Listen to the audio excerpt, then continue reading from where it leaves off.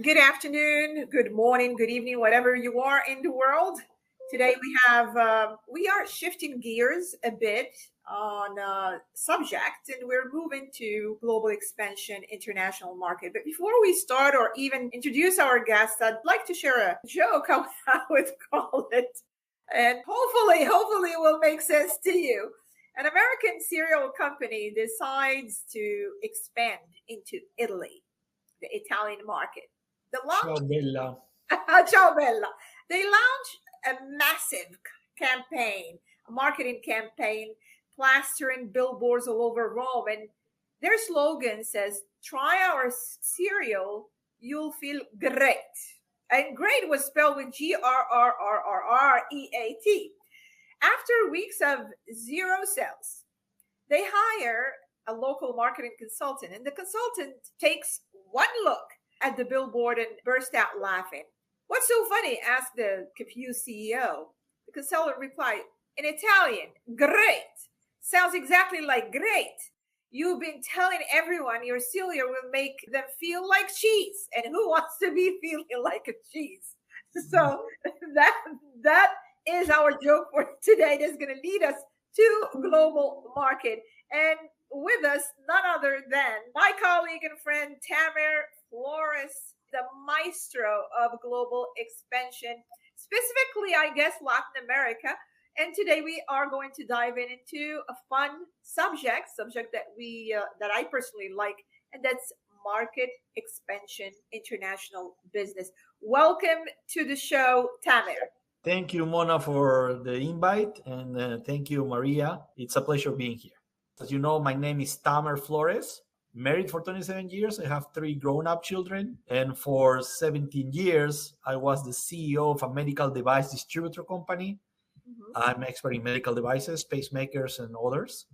And for 25 years, I've been an innovative visionary focusing on growth, revenue, business development strategy. And I have founded my own company, which is named BizDeGlo, that stands for Business Development Global Consulting. So it's the first syllables of each word. And with that, I help companies grow by becoming their fractional chief growth officer. And I do that internationally more than anything else. Lately, I've been working as a consultant, a fractional professional, driving whole international growth, revenue, and global expansion strategies for my clients. And with, for example, one of them, I spearheaded a $15 million and $20 million in new sales in the first 2 years that I worked with them.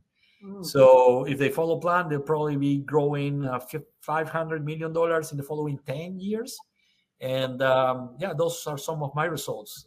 And I call myself Maestro of Global Expansion Orchestra because I direct the orchestra, but I don't play all the instruments. We need all the talent and the specialists like you and, all the professionals to play their own instruments. And I just get there and direct everything so that everything flows perfectly. Excellent. Glad to have you here. And we could not have picked a better guest for today's show than you.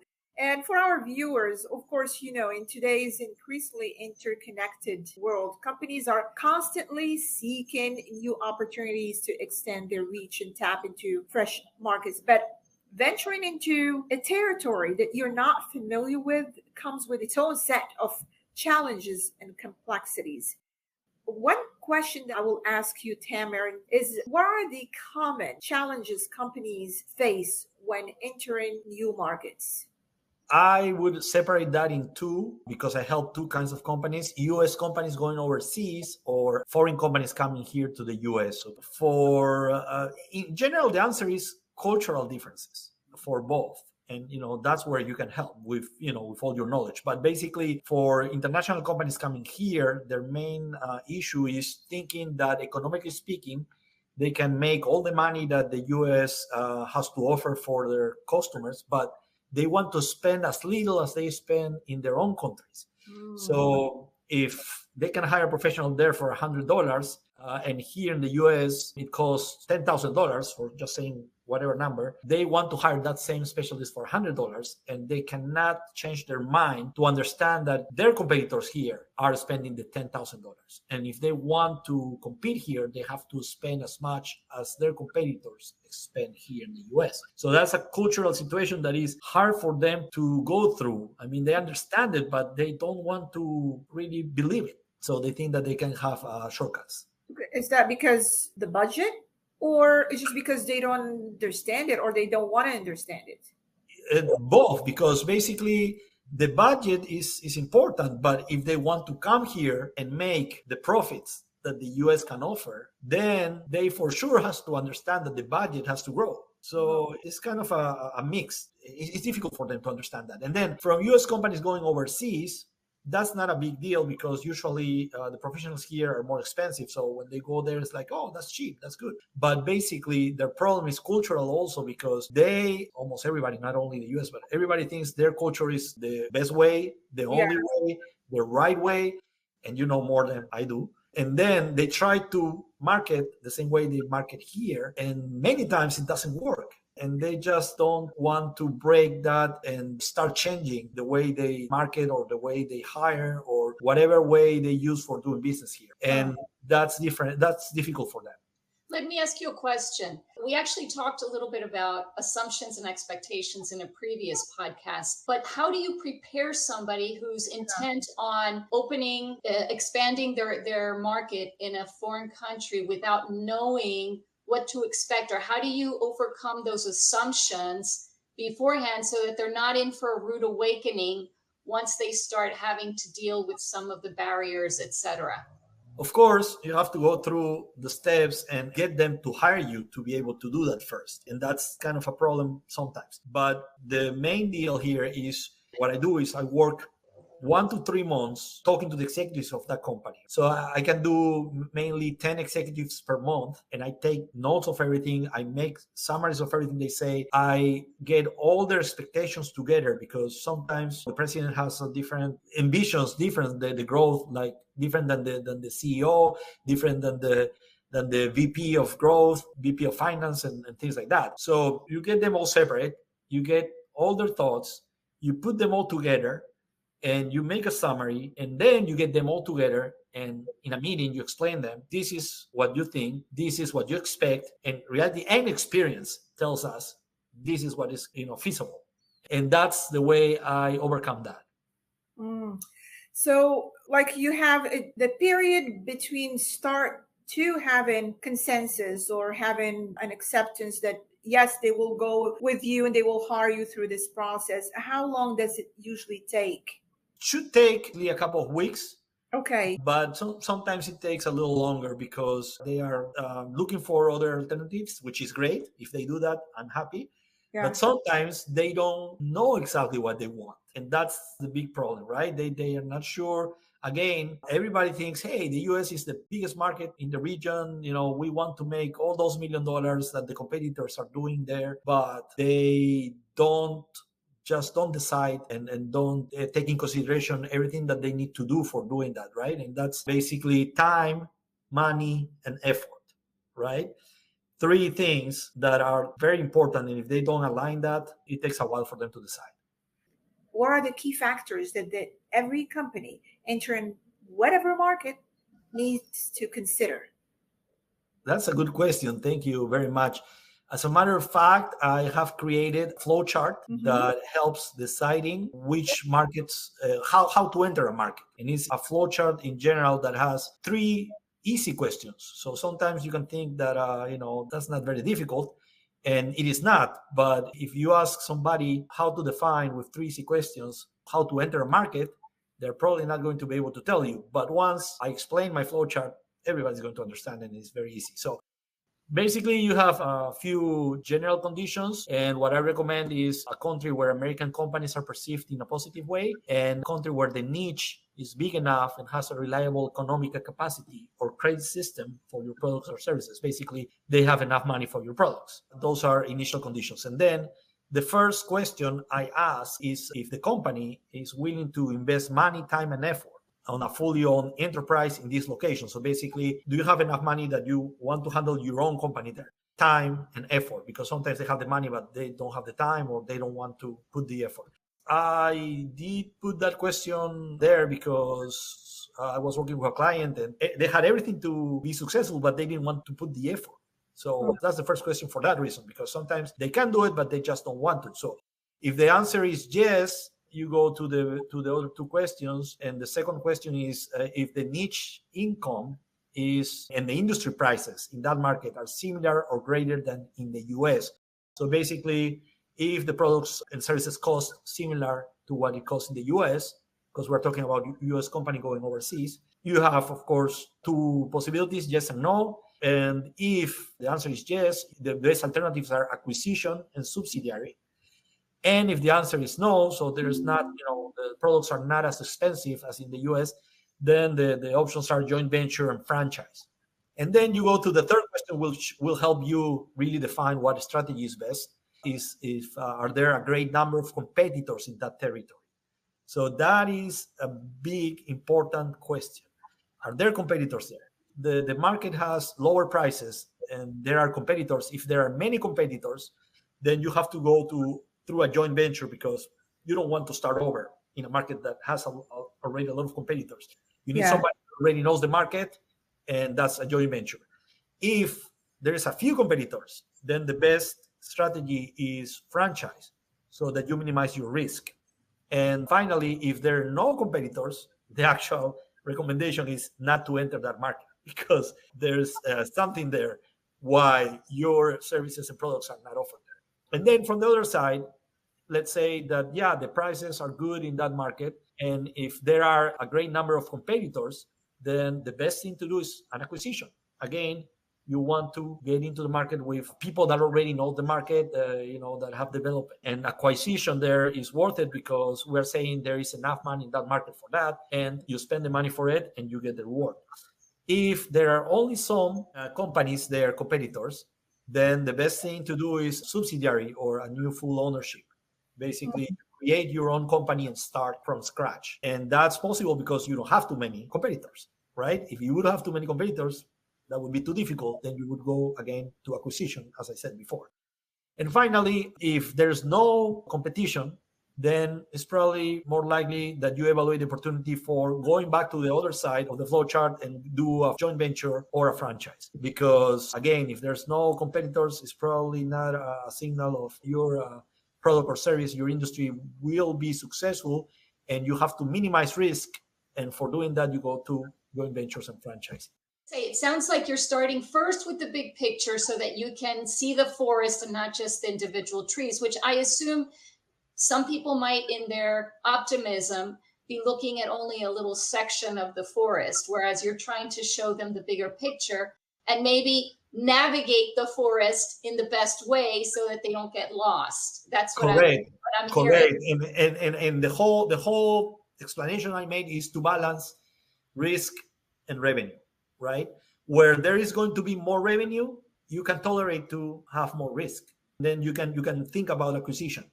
But where there is not enough revenue, why would you risk so much and do an acquisition there? Then the best options are, joint venture or franchising, depending on the quantity of competitors.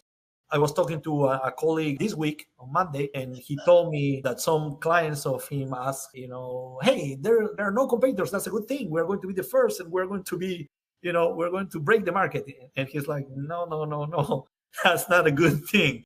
And exactly the same that I have in my flow chart, he got there with a different route, right? But it's the same conclusion.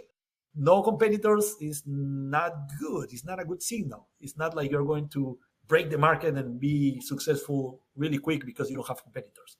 Well, how could you determine whether there's no competitors because it is a feasible product, it just hasn't broken through in the correct culturally attractive way, or if it's just something that there is no demand for? How can you make that distinction? Is that something you would do through market research?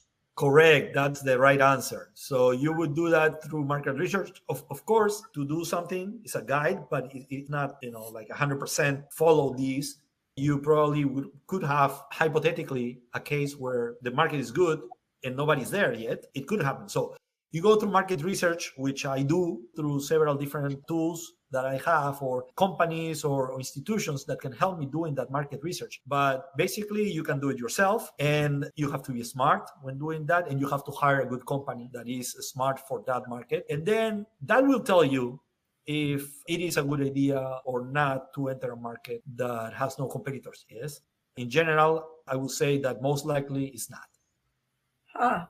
Now, Tamer, is your profession, what do you see? Is it male dominated? Do they have women doing the same thing you do? How does it look like? I think it's not male dominated. We have great professionals like you, and I've met a lot of women in this spectrum, and it's great. It's great to work with them because there's cultural differences everywhere and in every step, in every gender. And I always say, don't generalize in culture. For example, I'm Peruvian, and people would say that maybe I go fast through things and I don't think too much about them, but I'm an engineer. I analyze things. So I do analyze quick, but I don't go through the decision so fast. I do my analysis. So I don't fit the Peruvian personality in general. So you have to be careful also when you create these charts or these tables with how do you see this culture in general. And there are many interesting topics there. Mona knows more about this than I do. But just always keep in mind, in the back of your mind, this person could be different than what the 90% of that culture is, right? That's what we were talking about, Mona, before we started. Do you want to expand on that? Please, Mona, do. What did we talk about again? The assumption for the negotiations, right? Correct. Yes, how that could be different. Things are changing so quickly that you can't make generalizations anymore, right, Mona? Exactly, with the globalization, and there are a lot of professionals and they're fine at what they do, but they go out there and teach on the topic based on books that were written 50 years ago or 60 years ago. Things are evolving, and globalization definitely has an impact on societies. Not only that, technology, social media, now everything is so intertwined. For the Peruvian society, I do know that Peru has so many ethnicities. They have different ethnicities. And some came from Asia, which, based on my work with that part of Asia, they have so many traits, just same as in Japan or...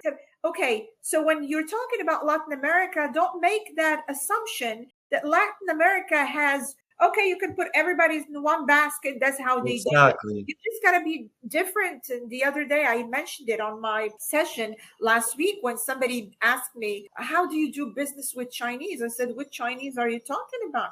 We're talking about age. We're talking about geography. We're talking about people who were born and raised and never left China. And then there's so many components when you're dealing with somebody. And that's why I am so adamant about using personality profile and connect it to the culture, because the personality profile of an engineer in Zimbabwe, for example, is not going to function or operate or think the same as an engineer in the United States, as an example. So we have to be conscious not only about the culture, but about the person you're dealing with relative to the culture that you're working with.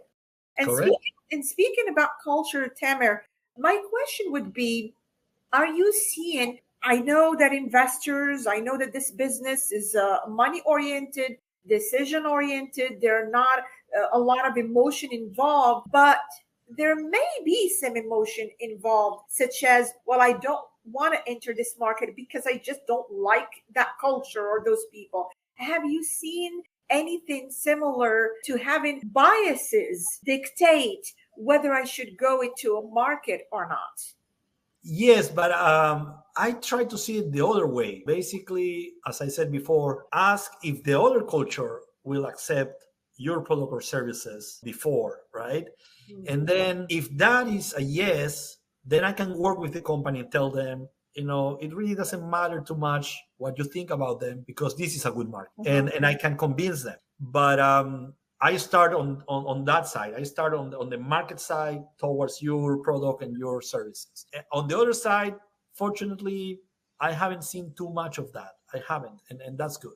You could say certain bias there against the other culture, and I haven't seen it, and I'm glad I haven't. But it always work a little bit when there is some doubts, but not when there is discrimination, right? I have another question. Having been an international relations major, I'm always interested in the political landscape. And I see that that's something that you also analyze, right? So, for example, right now, many of my friends in Mexico with the recent elections and all that, what are some of the things you need to consider? For example, is the new government going to be friendly towards business, or am I going to have to consider certain things? That's also a factor that you have to consider when considering risk and how to mitigate it. How do you navigate the political landscape or the environment in order to be able to better advise your clients? Anything that, and if you have an example, that would be wonderful. Yes. First of all, I'm very well informed of many things, right? Of the political side. Second, I research even more when there's time to enter a market. Third, I'm very calm about it. I don't think just for saying something, a country that has had a kind of a right-wing political party, then it gets for the first time a left-wing political. I don't think changes are going to happen in 4 or 5 years.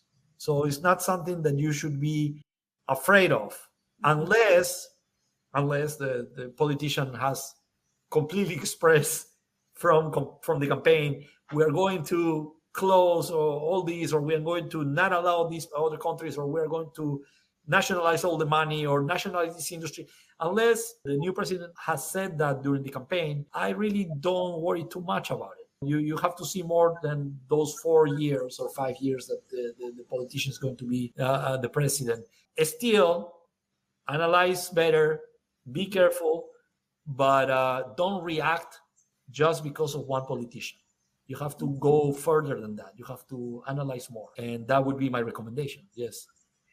With the rapid shifts in global market and the rise of BRICS and possible monetary transformation or change and everything that we're seeing happening, where the world is no longer unipolar but multipolar, where a lot of countries are pulling the strings for hegemony, and soon we will have a lot of competitors in the world stage. Does that affect the work you do, or does that affect companies planning to enter certain markets now versus wait to see? Yeah, because I understand that companies are a little more wary than I am. So I don't worry too much too fast. But companies do, and that's how markets react, and the price of the currency goes up and down because this has happened very quick. And I'm more relaxed in that sense, but I also understand that's not most of the cultures or most of the people. Most of the people just want to be careful and don't risk at all if they hear the minimum thing they think is a problem, and they don't want to enter a market because of that. And I respect that. But I'm more like, don't make decisions in one day. Just go through with it, research, several years of situations and stuff. I have, let me tell you this. I have a person, a potential client of mine, that basically told me, I want to go to Uruguay. And I'm like, do you know Spanish? No. And why? It's like, I'm bored, and I'm already don't want to be here because I don't like both parties candidates in the US. I don't like who they are. I don't like him. I don't like him. I think it's a disaster. It's a problem, this and that, blah, blah, blah. And I hear that Uruguay is very stable, which it is. Okay. And it has a very good education, which they have. And, Uruguay is very good in several things, and the population is not so big in Uruguay. So that's also, you can wonder why they have such a good soccer team. But that's another topic. And he wants to go to Uruguay because he doesn't like the political options in his own country. And I respect that. And I would, if he told me he would call me in 3 months. That was a month ago. So maybe in 2 months he calls me. and I can help him through that process. Huh. Funny that you mentioned this, Tamer, because yesterday I was part of a global conference on international investments and expat and topics related to living abroad. And it just, I was baffled by the number of Americans moving to different parts of the world just because either political situation or the cost of living or just fed up with pretty much everything. They said, you know what, we want to try something new. And I had put a post on it as far as where Americans are heading, and I found that the first destination is Mexico because of the proximity, and it's near, and they can hop in here back and forth. Then Right. there is Portugal, there is Spain, there is Costa Rica, and there's Panama. Right. And for African Americans, there's Ghana as a prime destination now, and it's been for a few years, and it's just booming. And given the fact that things are changing, I was talking to Maria and just got off the phone or a virtual meeting with someone with a Spaniard situated in Morocco. And he has offices throughout the world. And he said, this is exactly what he said. He said, look, Africa is the market to be. It is developing, and pretty much everything is needed here. Therefore, companies across the globe are rushing in to see which market they will or they can secure. So the tendency of what we're used to as far as being here in the United States or people immigrating to the United States, still a great place for people to come and build their future, have opportunities. But we are also seeing a lot of Americans, which we did not see before. They're actually immigrating abroad and looking for better Right. quality of life. So that is something that is interesting, and we Right. have to see how it plays out. Yes, yes, and that's for sure. I think some of them also are thinking about taxes. Yeah, Spend less money in taxes, and there's a lot of good reasons to go and live somewhere else, and there's a lot of different preferences and stuff. So I guess that's important, and also that at that point they will appreciate people from other countries coming into your own country, right? yeah, And it has happened in South America, where Venezuelans have gone everywhere. First we were like, okay, why it is not easy to go to the US or go to Spain, go to Italy and live there, and it's not easy. They don't accept you so fast, so quick. And then when Venezuelans started moving away from their country, many countries were like, yeah, don't do that, it's like too many. And why? But you were wishing, or you wanted to do that, to go to North America and Europe, but then you don't want that to happen when they're coming to your country. There's this duality of thinking depending on in which side you are, right? yeah. I am definitely enjoying our conversation this time, and we can be talking all day. But you have final thoughts, and maybe final thing is any tips that you can give, final tips that you can give anyone thinking, okay, I have this idea, I have these products, I have these services, I want to take them abroad. What tip can you tell them or give them? Well, this is going to sound like self, you know, you're trying to get more business, but that's exactly what you need to do. You need to hire somebody that has done it before, that can help you walk through the path. That person is not going to walk for you; it's going to help you go through that process. I mean, that you would do for anything that is new for you, right? So even if you're going to change the filter of your car and you have never done it, you go through YouTube and you check the expert how they do it. And if it is a little more difficult than just watching a video, then you have to hire a person to do it. And in this case, it's a little more difficult than just changing your filter, yourself in your car. So basically, that would be the most important part. Get somebody that knows, that has done it, and has experience, that can guide you. And yeah, I think that's the best advice. And this is what I do, but it's also what many other people do. So choose Yeah. one, and then when you run into culture situations, go with manner. What why wouldn't you? Well, you heard it. Whether you are a startup looking to go global or an established corporation seeking to broaden your horizon, Our pro here, Tamer Flores, offers valuable insight, services, and strategies for your international growth strategy. So I am so thankful that you took from your time to be with us. We have definitely learned something new, and I look forward to working with you in the future and having you for more subject. Perhaps the market will be changing so fast that we need you to come back again. Yeah, thanks for inviting me, Mona. Thanks, Maria. I could talk to you, for hours and hours, and I Yes, could take over your, your your platform. your program. So don't invite me too much because I'll be running it.